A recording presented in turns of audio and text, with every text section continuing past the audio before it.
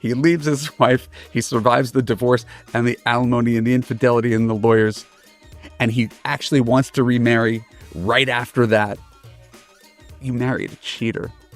And so now that cloud hangs over your entire relationship.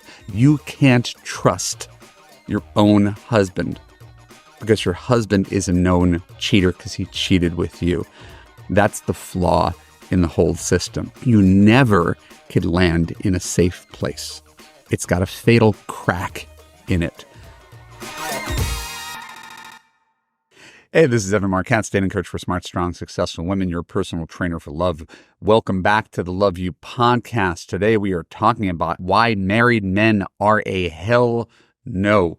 I don't even know why this is debatable, except for the fact that I work with women. I've been working with women for 20 years, and a decent number of them, I wouldn't say a high percentage, but a decent number of them find themselves embroiled in relationships with guys who are married. So I want to talk about that phenomenon a little bit. I got a couple notes, but I'm mostly going to be free-flowing here today. If you enjoy the Love You podcast, if you've been listening for a while and thinking, this guy tries hard, I agree with at least 30% of what he says, maybe give us a positive review on Apple or Spotify. Maybe give us 5 stars and write something. Maybe tell a friend. I would really appreciate it. The algorithm appreciates it, and women across the world appreciate it because the more people who listen to this podcast, the less bullshit you tolerate from men. So 2 stories. First story is 2014. I did a retreat. It's called the Revolutionary Relationships Retreat. And I remember marketing it by making a series of videos, 6 reasons you stay with the wrong men for too long. And something about those videos brought out a certain kind of woman. So I had 16 women at the retreat. 5 of the 16 were in relationships, I guess you could call it, with married men. 5 out of the 16.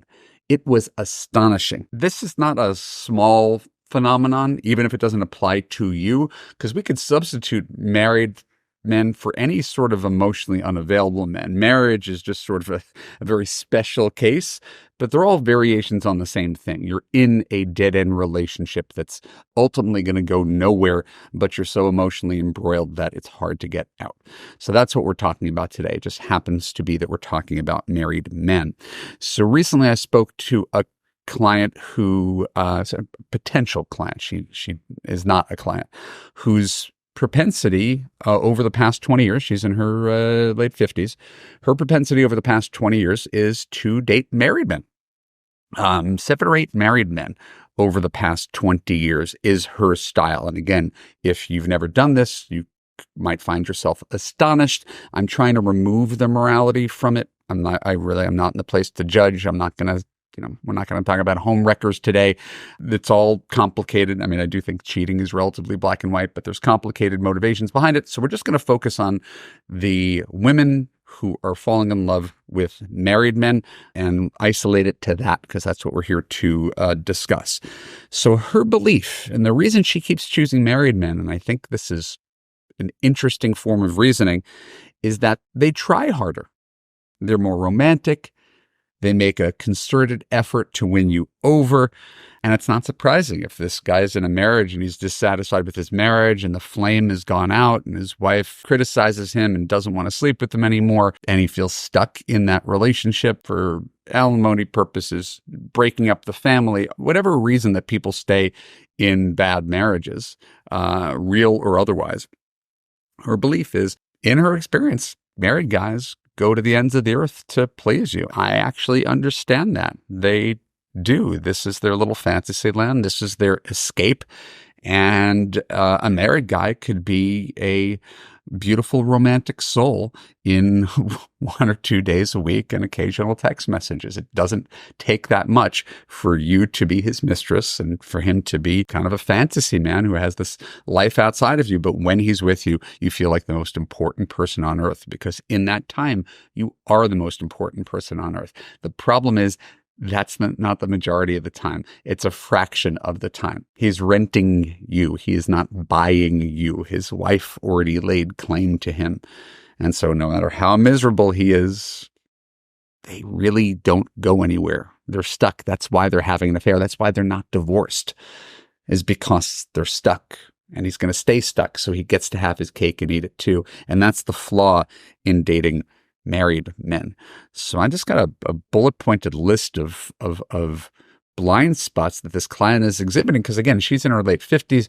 She's lonely. She just got out of the latest affair, and she's exhausted. And she's choosing guys who are kind of off limits. But boy, they're great boyfriends in the 1 or 2 days a week. So here's the problem with married men, if it's not readily apparent. They're married. They have a wife. Most of them have no interest in blowing up their lives to pursue you, even if their feelings are real, the attraction is real, the connection is real. People can have connections with multiple people simultaneously. So it's not that the feelings aren't real.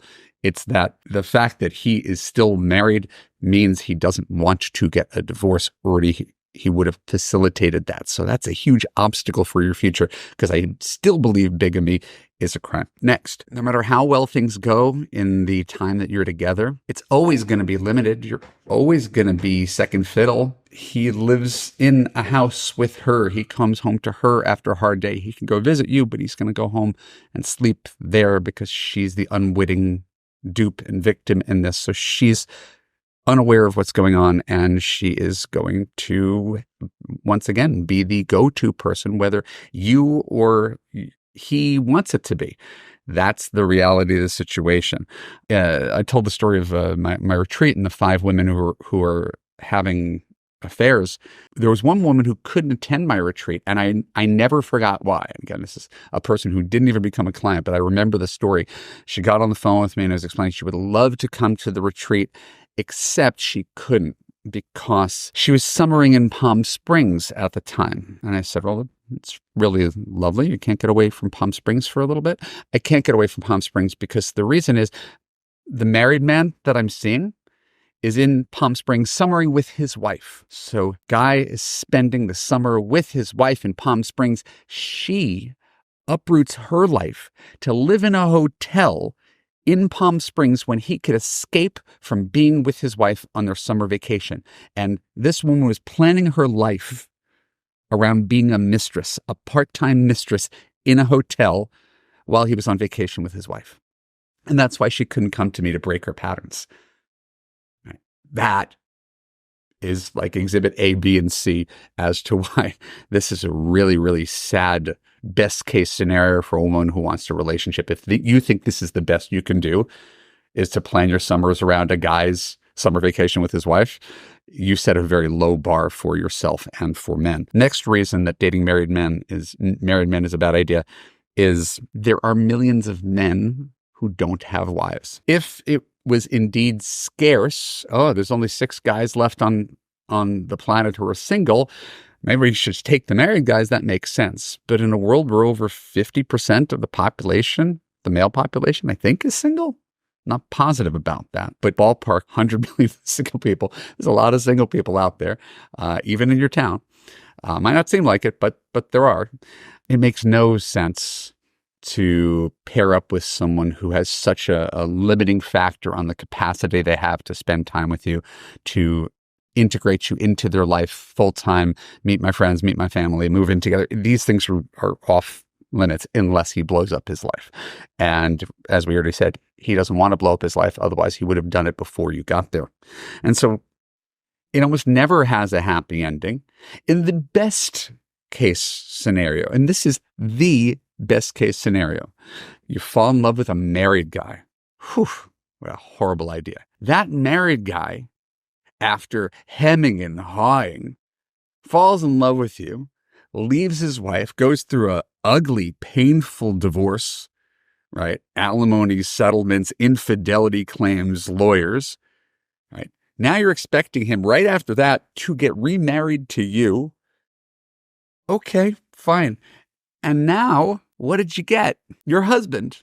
That somehow, and again, those things don't happen that way. But if all those things happen, he leaves his wife, he survives the divorce and the alimony and the infidelity and the lawyers, and he actually wants to remarry right after that, you married a cheater. That's the one thing that I could tell you about your new husband. He's a cheater. He's a guy who could lead a double life. He's a guy who could lie to his wife right to her face and pretend that he's a devoted husband.